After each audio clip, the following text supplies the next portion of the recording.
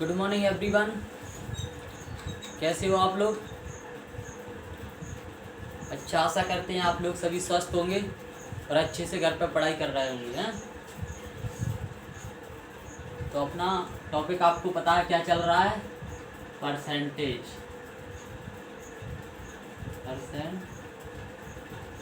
यानी प्रतिशत। प्रतिशत चल रहा है, इसमें आज चौथी क्लास होगी।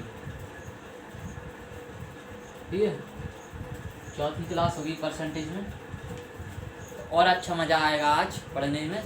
आप लोग पढ़िए मेरे साथ। मैंने बोला था कि मैं सवाल बोलूँगा, आप लोग उस सवाल को लिखना है। दोस्तों, अगर अपन बोर्ड पर लिखते हैं तो अपना समय खराब है, आपका भी मेरा भी, तो इसलिए नहीं लिखता मैं बोर्ड पर। नहीं तो बोर्ड पर भी लिख सकता हूँ। मैंने पहले भी क्लास डाली थी, उसमें रिस्पॉन्स अच्छा नहीं आया। बोले सर आप बोल दिया करो, तो इसलिए मैं बोल देता हूँ। ठीक है, मैं सवाल को बोलूँगा, बस आप लोगों को उसको लिखना है और फिर बोर्ड पर समझना। ठीक है, देखिए सवाल नंबर 5 डालिए। एक व्यक्ति ने किसी संख्या को 3/5 की जगह 7/4 से गुणा कर दिया। एक व्यक्ति ने किसी संख्या को 3/5 की जगह 7/4 से गुणा कर दिया। प्रतिशत परिवर्तन बता। क्या करना था? एक संख्या थी, माना संख्या x थी। आप लोग समझो, माना संख्या x थी। ठीक है, उस व्यक्ति ने 3/5 से गुणा करना था उसे, लेकिन उसने कर कितने से दिया? उसने कर दिया 7/4 से। ठीक है, इतना समझ में आ गया? अपन को क्या करना है? उसको इतने का गुणा करना था, इतने करता, तो कितना प्रतिशत परिवर्तन आया वो ज्ञात करना है। तो परिवर्तन, ठीक है, परिवर्तन के लिए क्या करेंगे अपन? इसमें 3 गुणा कर देंगे इनका आपस में। ठीक है, तो 4 × 3 = 12x। ठीक है, 12x = ये हो जाएगा कितना? 5 × 7 = 35। कितना प्रतिशत परिवर्तन है चेक करो। 12 से 35 पर पहुंचोगे आप, शायद 23 आ जाएगा। ये 23 आ गया। 23 आ गया, कितने पर था? 12 पर।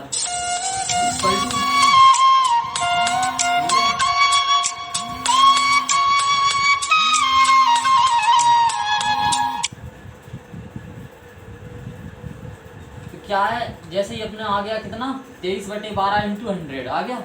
जैसे कट कर दो, 4 × 3 = 12 और 25 × 4 = 100। ठीक है, फिर अपन इसे सॉल्व करते हैं।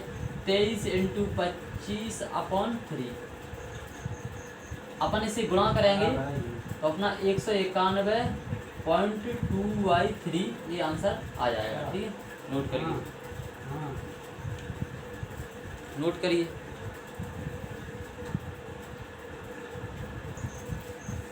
अगला सवाल लिखिए। सेम सवाल है, क्योंकि एक सवाल से समझ में नहीं आता है, इसलिए अपन एक टाइप के 2 सवाल कर लेते हैं। लिखिए, सवाल है अपना कि एक विद्यार्थी ने एक संख्या को 5/3 के स्थान पर, एक विद्यार्थी ने एक संख्या को 5/3 के स्थान पर 3/5 से गुणा कर दिया, तो गणना में कितने प्रतिशत त्रुटि होगी? समझ रहे हैं? एक विद्यार्थी ने एक संख्या को 5/3 के स्थान पर 3/5 से गुणा कर दिया, तो गणना में कितने प्रतिशत त्रुटि होगी? तो एक विद्यार्थी था, उसके पास एक संख्या थी, उसने क्या किया कि उसे 5/3 से गुणा करना था, लेकिन उसने करना था, लेकिन कर कितने से दिया? 3/5 से।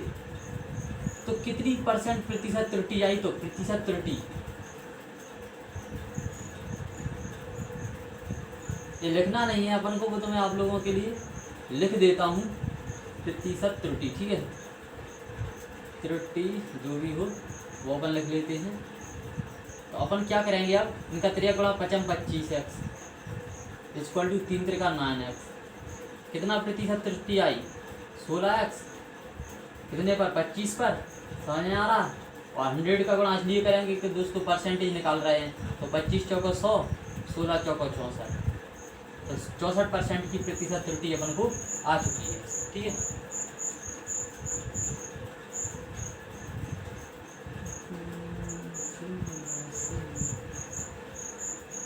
त्रुटि लिख लीजिए, त्रुटि। ठीक है, नोट कर लिया होगा, ऐसी आशा करते हैं। आगे चलते हैं। आप लोग अगर नोट नहीं कर पाए तो पोस्ट कर लिया करो वीडियो को। जैसे वीडियो को आप रोक देते हो तो फिर अच्छे से नोट कर लेते हैं। लिखिए अगला सवाल। अगला सवाल है 2 संख्याएं। तीसरा सवाल है दो संख्याएं एक तीसरी संख्या से क्रमशः 20% और 50% ज़्यादा हैं। दो संख्याएं हैं, वो तीसरी संख्या से क्रमशः 20% और 50% ज़्यादा हैं, तो पहली संख्या दूसरी संख्या से कितना प्रतिशत है? पहली संख्या दूसरी संख्या का कितना प्रतिशत है?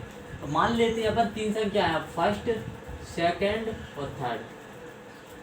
उन्होंने बोला पहली संख्या और दूसरी संख्या, मतलब एक संख्या है जो दूसरी और तीसरी संख्या से, मतलब पहली और दूसरी कितना प्रतिशत है? 20 और 50।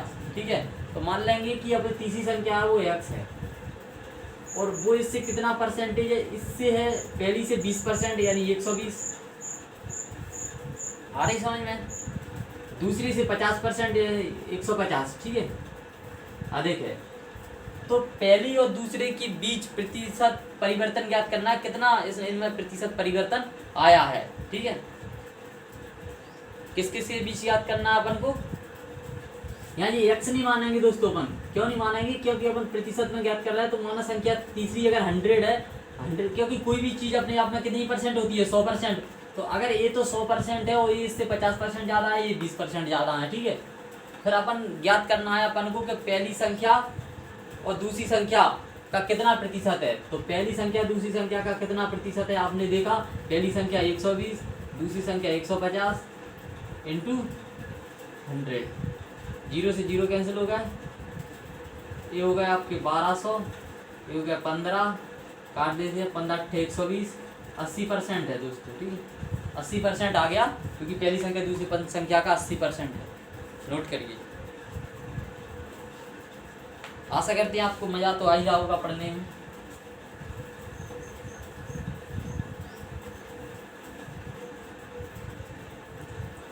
लिखिए चौथा सवाल। क्या है चौथा सवाल? जरा लिखिए। दो संख्या तीसरी संख्या से क्रमशः 20% तथा 50% कम है। दो संख्या तीसरी संख्या से क्रमशः 20% और 50% कम है, तो पहली संख्या दूसरी संख्या का कितना प्रतिशत है? ठीक है, संख्या वही तीन है, फर्स्ट, सेकंड, थर्ड। माना थर्ड 100% है। ठीक है, तो कितने कितने प्रतिशत कम है? अपनी प्रतिशत कम है, अपनी संख्या कितनी की 30, पहली संख्या से कितनी, यानी दो संख्या तीसरी संख्या से 20% और 50% कम है। 20% और 50%। अगर 20% कम है तो ये 80, अगर ये 50% कम है तो 50। ठीक है, समझ में आ गया आपको? तो पहली संख्या दूसरे का कितना परसेंट है? तो पहली संख्या 80, दूसरी संख्या 50 इंटू 100। ठीक है, 50 दूनी 100, तो ये आ जाएगा 80 दूनी 160। परसेंटेज में आएगा दोस्तों, ये संख्या पहली संख्या दूसरी से 60% अधिक है। समझ में आ गई? 60% अधिक है। पहली एक कम है, कम याद करना, कितना कम है, यानी कितना कम है, कम याद करना था। कम कितना परसेंटेज में? तो 60% कम है पहली संख्या दूसरी से। समझ में आ रहा है?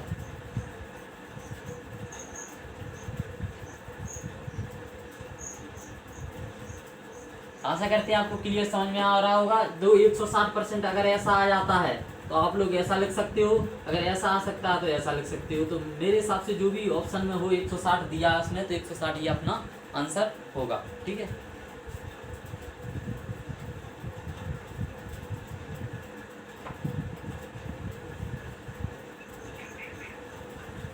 नोट करिए अगला सवाल। 5वां सवाल है अपना।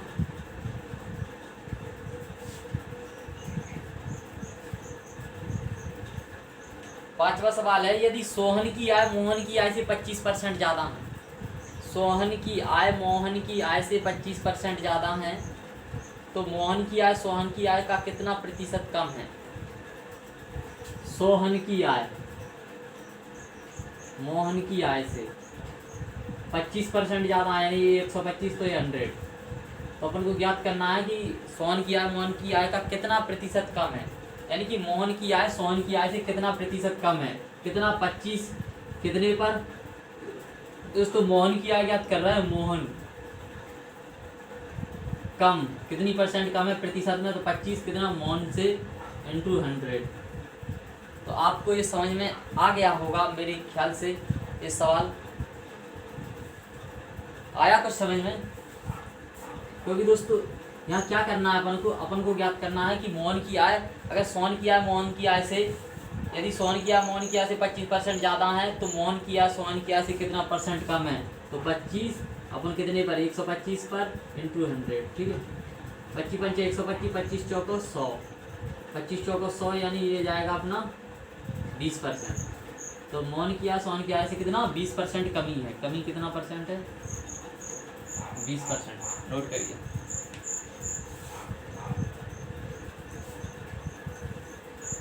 नोट कर लिया होगा आप लोग, वीडियो को रोक लिया करो फिर नोट कर लिया करो, ठीक है। चलो आगे चलते हैं। लिखिए अगला सवाल। मोहन ने अपनी आय का 14% जबकि सोहन ने अपनी आय का 22% बचाया। मोहन ने अपनी आय का 14% और सोहन ने अपनी आय का 22% बचाया। बचत है ये इनकी, और दोनों की आय समान है। समझ में आ रहा है? दोनों की आय समान है।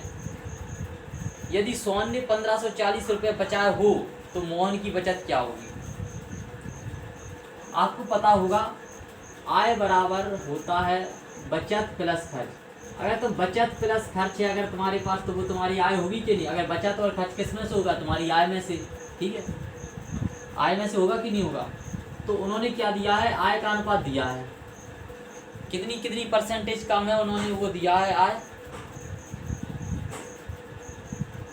तो मोहन की आय सोहन की आय कितनी है?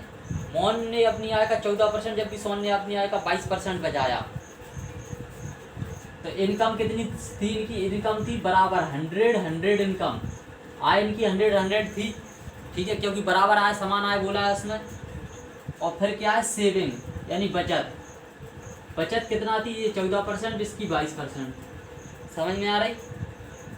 लेकिन उन्होंने क्या दिया है कि मोहन की आय थी जो, ये सोहन है ये मोहन है, ठीक है। मोहन की आय उन्होंने मोहन की बचत दी है, तो 22 यूनिट की वैल्यू कितनी बचत दी है मोहन की? 1540, ठीक है।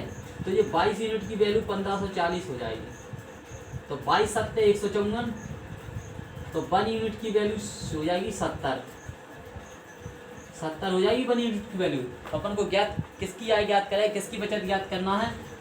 सोहन की। तो सोहन की बचत ज्ञात करेंगे तो 70 से गुणा कर देंगे तो 14 सत्तर 98 यानी 980 आ जाएगा। तो जो सोहन की बचत है वो 980 है। आपको समझ में आ रहा होगा। कुछ नहीं दिया था उसमें, सवाल में ये दिया था कि अगर सोहन की आय, सोहन की बचत, मोहन की बचत, सोहन की बचत 14%, मोहन की बचत 22% है, लेकिन दोनों की आय समान है, यानी आय 100 मान लेते हैं, आय समान है। और यदि मोहन की बचत 1540 है तो सोहन की बचत ज्ञात कीजिए। तो ये सवाल में दिया था। अपन ने क्या, अपन जानते हैं आय बराबर बचत प्लस खर्च होता है। अगर आय 100 है, सेविंग यानी कि 14 और 22 है, लेकिन 22% की वैल्यू उन्होंने यहाँ दे रखी थी, तो 1554, तो 1 यूनिट की वैल्यू 70 आ गई। बस अपन ने मल्टीप्लाई कर दिया, आंसर आ गया, ठीक है। नोट करिए।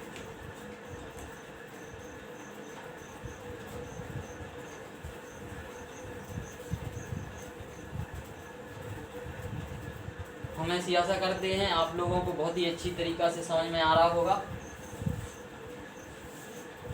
इसी शुभकामनाओं के साथ आगे चलते हैं। सवाल लिखिए। अपना सवाल 7वें नंबर का है। क्या है सवाल? कि सवाल है अपना, सवाल है कि यदि किसी कर्मचारी की मासिक आय, यदि किसी कर्मचारी की मासिक आय 2/3% बढ़ाने पर, 2/3% बढ़ाने पर, ठीक है, 2/3% बढ़ाने पर उसे 72 रुपये अधिक मिलते हैं। कितने रुपए अधिक मिलते हैं? 72 रुपये। 72 रुपये उसे अधिक मिल जाते हैं, ठीक है।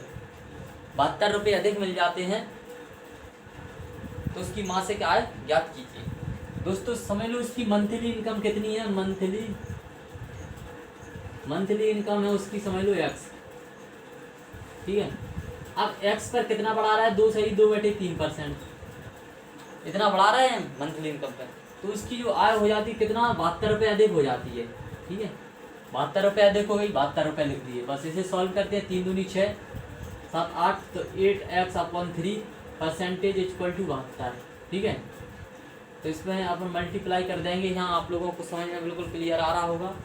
तो अपन क्या करेंगे, इसमें मल्टी तो 8x इंटू ये परसेंटेज का 1/100 लिख देंगे इक्वल टू 3 का इसमें इधर मल्टीप्लाई कर देंगे 72 में, ठीक है।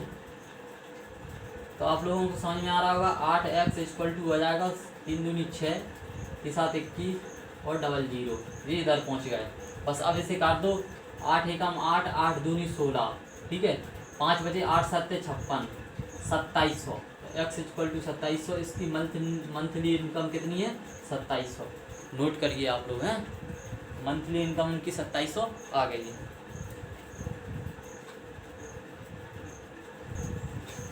अब मैं जो सवाल आपको करवा रहा हूँ वो थोड़े अच्छे लेवल के हैं, तो आप लोगों को बस धैर्य बनाए रखना है, सवाल को समझना है, ठीक है, अच्छी तरीक़ा से। तो पहले सवाल लिखिए, आप कॉपी पर नोट करिए। एक व्यक्ति अपनी आय का 75% खर्च करता है।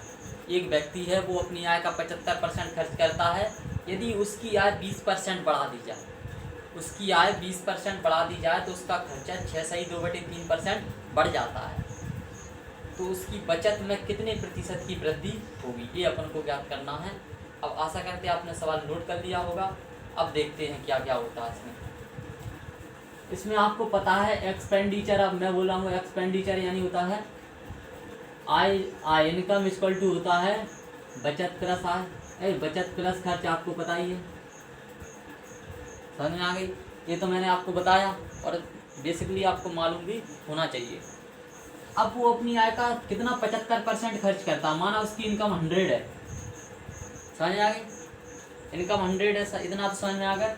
100 में से वो 75% खर्च करता है, तो बचाता कितना होगा, यानी खर्च, तो बचाता कितना होगा 25% बचत।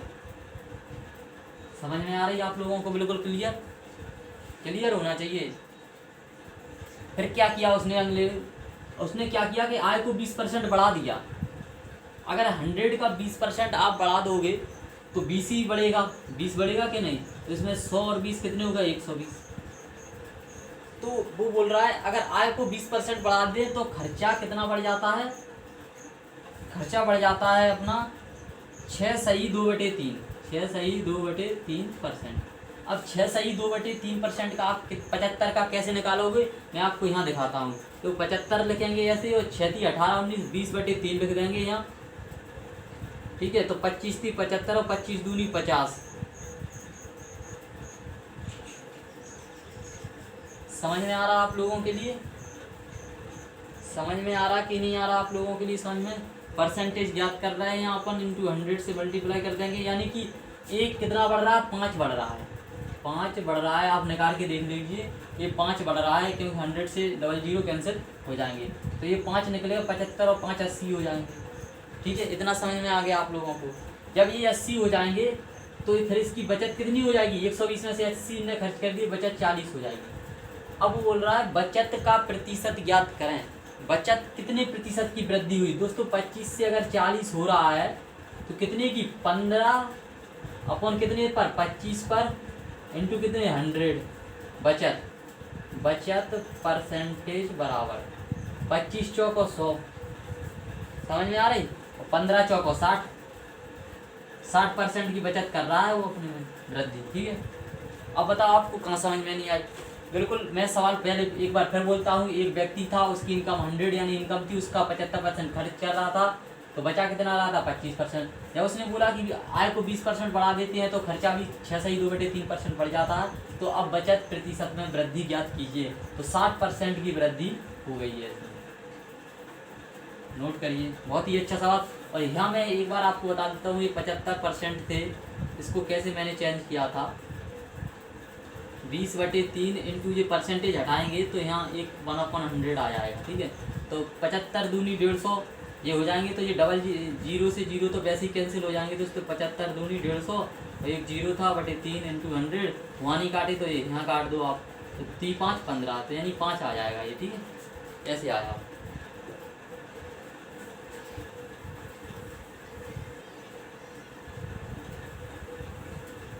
ठीक है। तो आज की क्लास हम यहीं पर समाप्त करेंगे। अब आगे की क्लास हम आपको कल लेकर आएंगे। तो आप लोग बस पढ़ते रहिए, हमारे साथ जुड़े रहिए। अपना channel Vande Mataram study point, मैं ब्रजेश सिंह आपका हार्दिक स्वागत, वंदन, अभिनंदन करता हूँ। ठीक है, आप लोग इसी तरह हमारा सपोर्ट करिए, लाइक करिए, शेयर कीजिए वीडियो को। ठीक है, सो थैंक यू दोस्तों।